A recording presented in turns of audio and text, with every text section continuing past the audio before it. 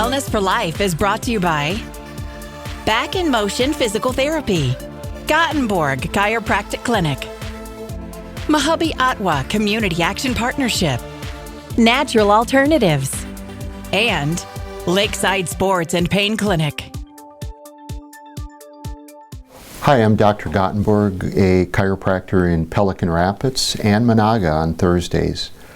What I wanted to do today was, as simply as I can, explain what a chiropractor does and what we do on a daily basis.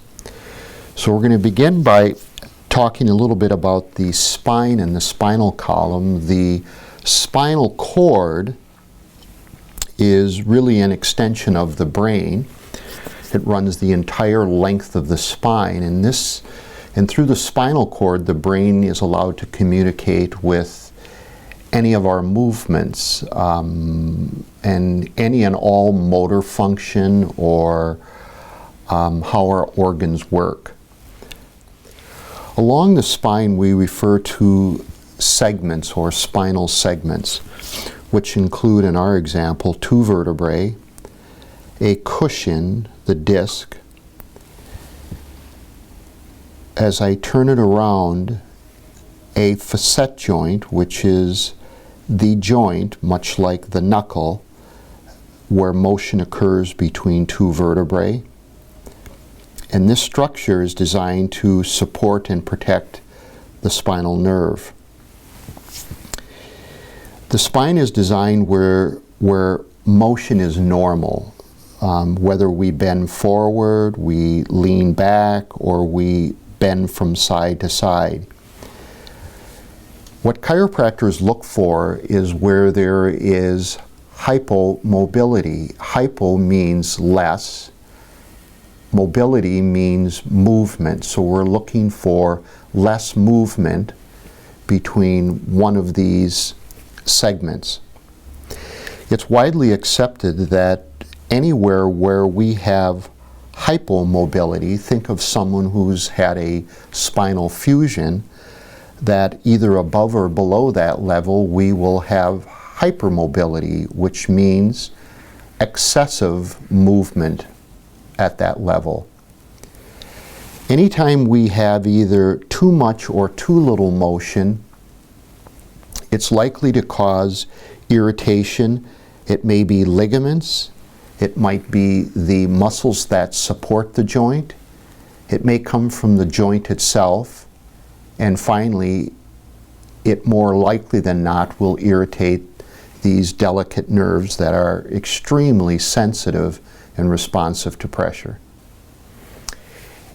Anytime that either you have hypomobility or hypermobility, again, too less or too much movement, and this is allowed to go on for a very long period of time, there's a very good likelihood that it develops some permanent changes. For example, here we can see that over time, the cushion, this is a normal segment, has now thinned, and the body has begun to produce some bony spurs, in a sense, to protect or stabilize that joint.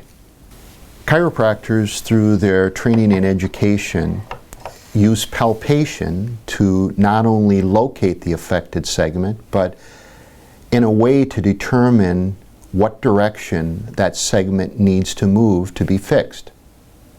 Chiropractors are the only physicians who are trained to manipulate or, in a sense, make this adjustment to the spine. These adjustments are, for the most part, not painful at all. These corrections that I've been talking about normally improve function of the spine and thereby reducing pain and some of the irritation that I talked about that might affect muscles, tendons, ligaments, and the nerves themselves. After this initial correction is made, it's not uncommon for the chiropractor to revisit that same area, and the purpose of doing that is to provide stability to that segment, thereby letting the muscles, tendons, and ligaments continue to heal.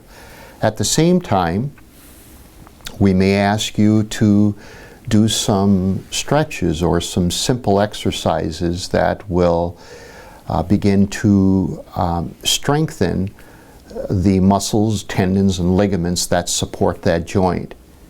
In closing, I hope this information has been informative. One suggestion I have is that at that time when you begin to first notice symptoms, and they may be just very, very mild, it might be morning stiffness or the slightest ache when standing from a sitting position, it's best really to address it at that time rather than live with it for a long time and end up with permanent effects. If you have questions about your spine and anything I talked about today, feel free to give me a call here in Pelican Rapids or in Monaga. Thank you. Thank you for watching Wellness for Life.